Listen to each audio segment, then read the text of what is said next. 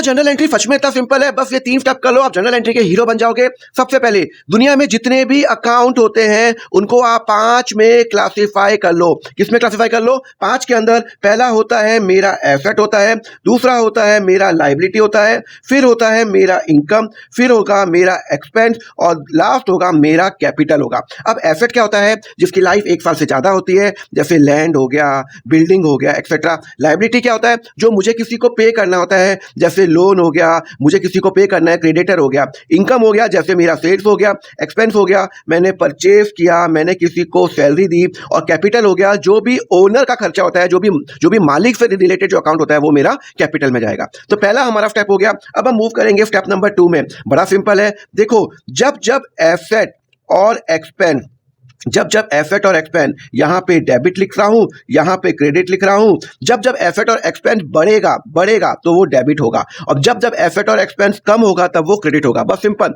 जब जब एसेट और एक्सपेंस बढ़ेगा डेबिट, जब जब एसेट और एक्सपेंस कम होगा तो क्रेडिट। दूसरा, जब जब लायबिलिटी इनकम या कैपिटल, बस लायबिलिटी इनकम कैपिटल जब जब बढ़ेगा तब तब क्या होगा? क्रेडिट होगा, और जब जब वो घटेगा तब क्या होगा? डेबिट होगा। एसेट और एक्सपेंस बढ़ेगा तो डेबिट, लायबिलिटी इनकम कैपिटल बढ़ेगा तो क्या होगा? क्रेडिट होगा। अब अपन एक एग्जांपल करते हैं। Salary paid ₹50,000 in cash. अब इसका एंट्री बताओ। देखो यहाँ पे 2 अकाउंट इंपैक्ट हो गए। एक हो गया आपका सैलरी और मैंने कैश पे किया। सैलरी क्या है बताओ, कौन सा अकाउंट है?